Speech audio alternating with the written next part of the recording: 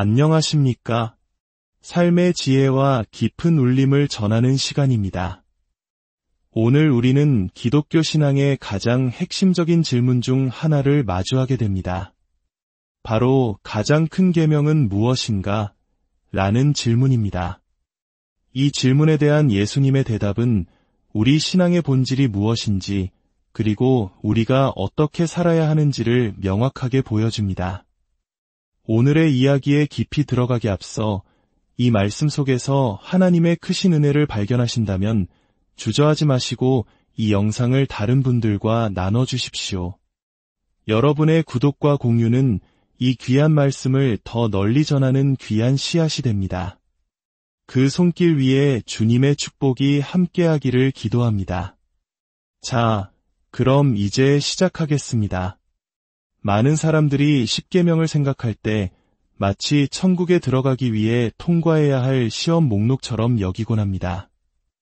이것을 지키면 상을 받고 어기면 벌을 받는 일종의 도덕적 점수표로 생각하는 것이죠.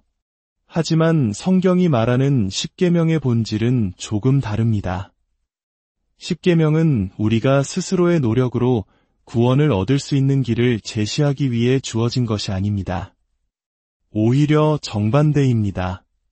십계명은 우리 스스로가 얼마나 불완전한 존재인지, 우리에게 구원자가 얼마나 절실히 필요한지를 깨닫게 하는 거울과도 같습니다. 오늘 우리는 마태복음 22장을 통해 예수님께서 주신 두 가지 위대한 계명, 즉 하나님을 사랑하고 이웃을 사랑하라는 말씀이 어떻게 십계명을 포함한 모든 율법을 대체하는 것이 아니라 오히려 그 모든 것을 완성하고 요약하는지를 배우게 될 것입니다. 그리고 진정으로 하나님을 사랑하고 이웃을 사랑한다는 것이 무엇을 의미하는지 깊이 탐구해 보고자 합니다. 예수님께서는 하나님을 사랑하는 것은 우리 내면의 가장 깊은 곳에서부터 시작된다고 말씀하십니다. 오직 하나님만이 하실 수 있는 정결하게 하시는 역사, 즉 마음의 정화로부터 시작되는 것이죠. 우리 모두는 겉모습을 꾸미는 데 익숙합니다. 해야 할 말을 하고 하지 말아야 할 말을 가릴 줄 알죠. 하지만 하나님은 우리의 중심을 보시고 우리의 마음을 꿰뚫어 보십니다. 우리의 사랑이 진실한 것인지 아니면 잠시 스쳐 지나가는 연극에 불과한지 모두 알고 계십니다. 당시 종교 지도자들은 수많은 규칙과 의식을 가지고 있었습니다. 겉으로 보기에는 누구보다 경건해 보였죠. 그리고 그들은 자신들의 그런 모습에 만족했습니다. 하지만 그들의 마음 깊은 곳에는 하나님을 향한 사랑보다 더 사랑하는 다른 무언가가 자리 잡고 있었습니다. 어쩌면 그들은 자신들의 종교 그 자체를 우상으로 삼았는지도 모릅니다. 혹은 자신이 믿는 교리나 신학을 우상으로 만들었을 수도 있습니다.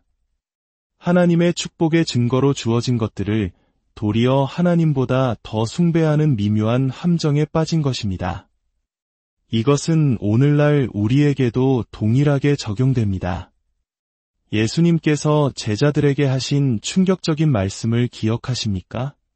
누가복음 14장에서 예수님은 수많은 무리가 따르는 것을 보시고 돌아서서 이렇게 말씀하셨습니다. 누구든지 내게 오는 자는 자기 아버지나 어머니, 아내나 자식, 형제나 자매, 심지어 자기 자신의 목숨까지 미워하지 않으면 내 제자가 될 수 없다. 정말 충격적인 말씀이죠. 미워하다라는 이 극단적인 표현은 문자 그대로 증오하라는 뜻이 아닙니다. 이것은 사랑의 우선순위에 대한 강력한 가르침입니다. 특히 우리 한국 문화에서 효는 하늘이 내린 도리처럼 여겨집니다. 부모님을 공경하고 가족을 사랑하는 것은 무엇보다 중요한 가치이죠. 그런데 예수님께서는 그 모든 고귀한 사랑보다도 당신을 향한 사랑이 최우선이 되어야 한다고 말씀하십니다. 저는 제 아내를 깊이 사랑하고 헌신합니다. 제 자녀들을 사랑하고 그들이 최고가 되기를 바랍니다. 여러분도 마찬가지일 겁니다. 하지만 그 어떤 사랑도 예수님을 향한 사랑을 넘어서는 안 됩니다. 하나님의 축복으로 주어진 것일수록 그것이 가족이든 건강이든 재물이든 심지어는 교회에서의 봉사든 그것이 차지하는 위치가 높을수록 우리는 그것을 숭배하려는 미묘한 유혹에 더 쉽게 빠질 수 있습니다.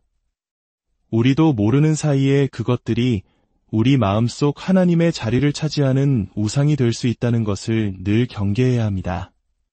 그렇다면 이 모든 것을 뛰어넘는 진정한 사랑은 어디에서 오는 것일까요? 핵심은 이것입니다. 하나님께서는 새로운 언약을 약속하셨습니다.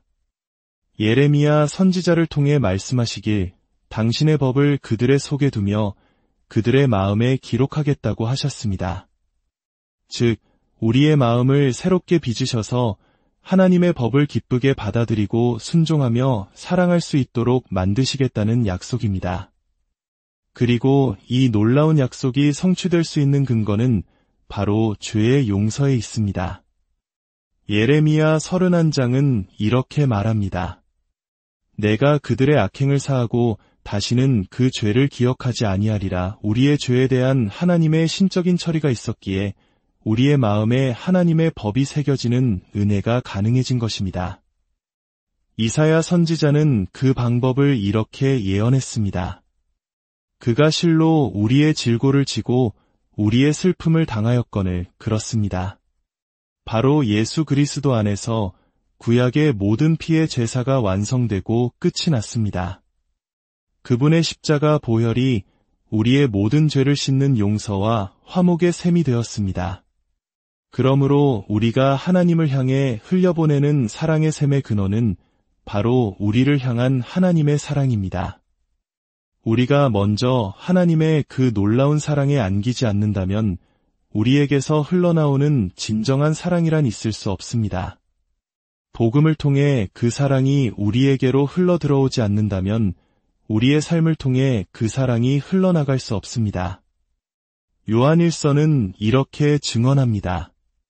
사랑은 여기 있으니 우리가 하나님을 사랑한 것이 아니요 하나님이 우리를 사랑하사 우리 죄를 속하기 위하여 화목제물로 그 아들을 보내셨음이라. 그리고 우리가 사랑함은 그가 먼저 우리를 사랑하셨음이라. 이것이 바로 복음의 신비입니다. 율법을 만드신 분이 친히 이 땅에 오셔서 율법을 지키는 자가 되셨고 더 나아가 율법을 어긴 우리를 대신하여 정죄와 저주를 받으셨습니다.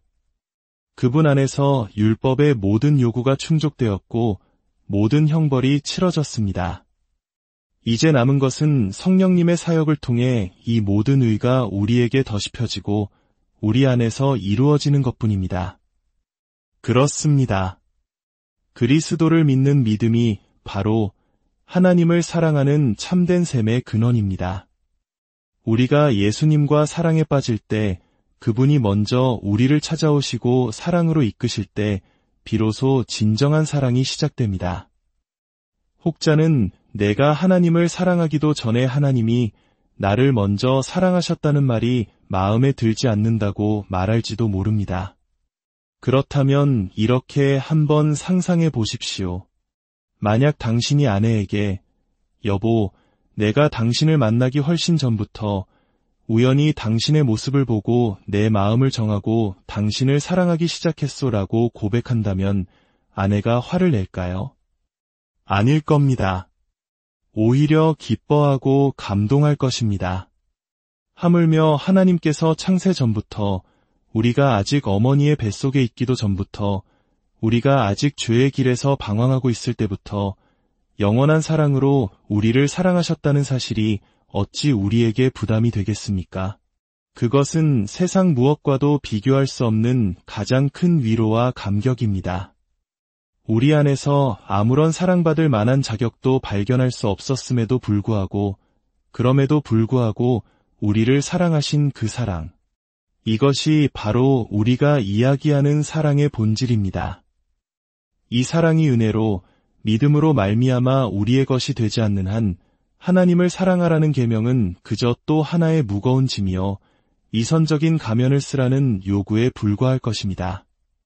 오늘 이 자리에 있는 젊은이든 나이가 지긋한 어른이든 하나님의 사랑은 지금도 당신을 추격하고 있습니다.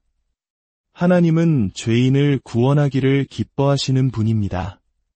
그리고 그 구원하시는 사랑이 우리의 마음을 사로잡을 때 비로소 우리는 마음과 목숨과 뜻을 다하여 하나님을 사랑하라는 위대한 계명을 온전히 이해하게 됩니다. 마음을 다하여 사랑하십시오.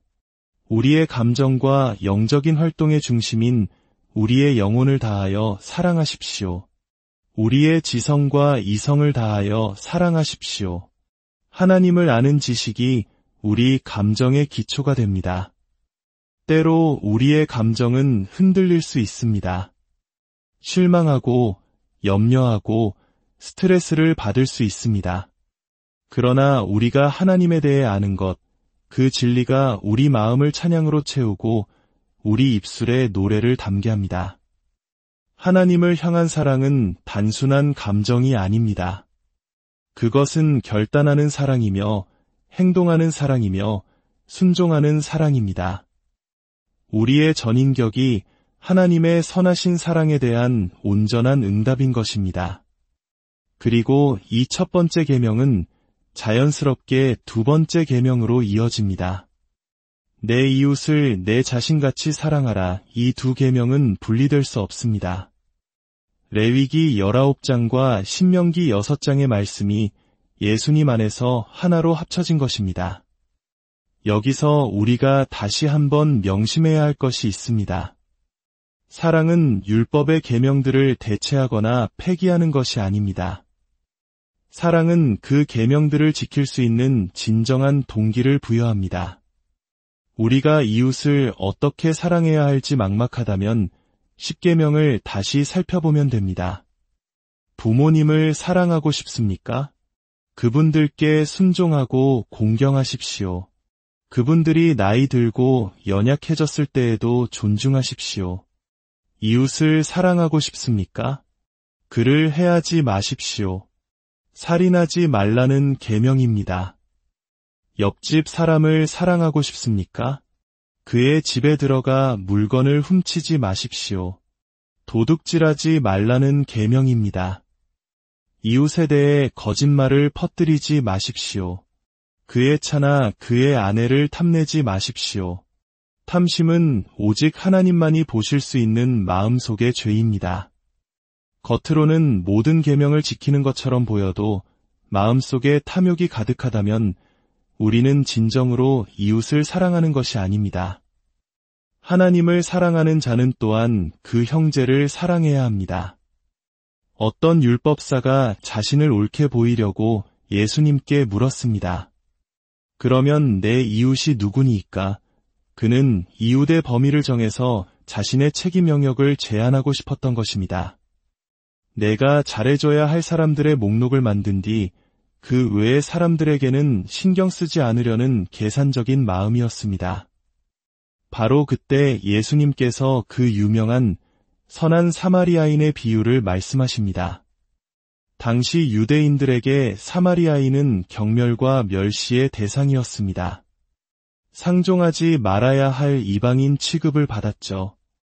예수님은 이야기 속에서 일부러 종교 지도자인 제사장과 레위인을 등장시키십니다. 그들은 강도 만나 죽어가는 사람을 보고도 그냥 지나쳐버립니다. 자신들의 종교적 정결함을 유지하는 것이 사람의 생명보다 더 중요했기 때문입니다. 그러나 멸시받던 사마리아인은 달랐습니다. 그는 길에 쓰러진 사람을 보고 불쌍히 여겨 그에게 다가가 상처를 싸매주고 기름과 포도주를 부어주었습니다. 자기 나귀에 태워 주막으로 데려가 돌보아 주었고 심지어 돈을 더 주면서 자기가 돌아올 때까지 잘 돌봐달라고 부탁까지 합니다. 예수님은 물으십니다. 이 세 사람 중에 누가 강도 만난 자의 이웃이 되겠느냐? 율법사는 차마 사마리아인이라는 말을 입에 담지 못하고 자비를 베푼 자니이다 라고 대답합니다. 예수님은 말씀하십니다. 가서 너도 이와 같이 하라. 예수님께서는 누가 내 이웃입니까? 라는 소극적인 질문을 누가 그의 이웃이 되어 주었느냐? 라는 능동적인 질문으로 바꾸십니다. 이웃은 내가 정하는 것이 아니라 도움이 필요한 모든 사람에게 내가 되어 주어야 하는 존재입니다. 이 선한 사마리아인의 행동은 구원을 얻는 방법이 아닙니다. 이것은 마음과 목숨과 뜻을 다해 하나님을 사랑하는 자들이 마땅히 살아가야 할 삶의 방식입니다. 우리 안에 먼저 하나님의 긍휼과 사랑이 부어졌기에 우리도 다른 이들에게 그 사랑을 흘려보낼 수 있는 것입니다. 솔직히 고백하자면 우리는 이 이야기 속에서 선한 사마리아인보다는 제사장이나 레위인의 모습에서 우리 자신을 더 쉽게 발견하곤 합니다.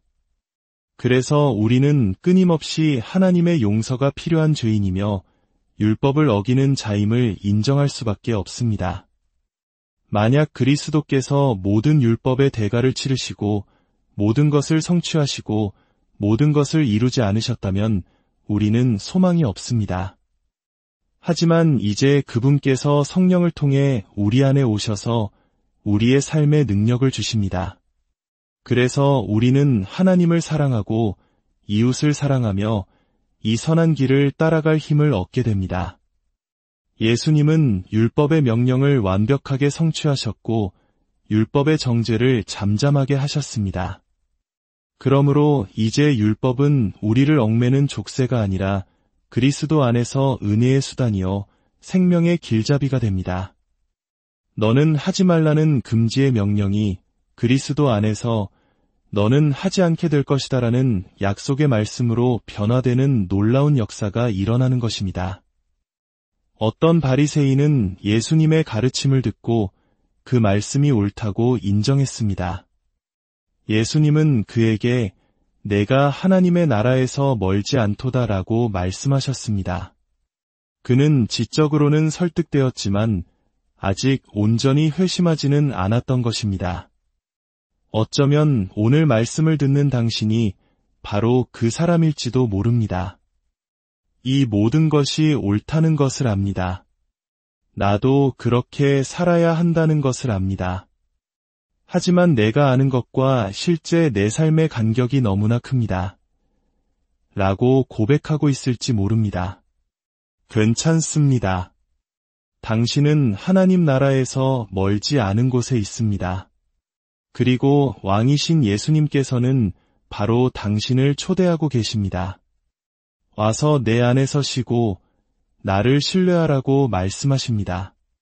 그분의 측량할 수 없는 사랑으로부터 하나님을 향한 우리의 사랑이 흘러나오고 또한 우리의 이웃을 향한 사랑이 흘러나오도록 우리를 초대하고 계십니다. 주님의 크신 사랑이 오늘 이 말씀을 듣는 모든 분들의 마음속에 가득히 임하여 율법의 무거운 짐이 아닌 사랑의 기쁨으로 살아가는 새로운 삶이 시작되기를 간절히 기도합니다. 여러분의 삶의 모든 걸음 위에 하나님의 평강과 은혜가 함께하시기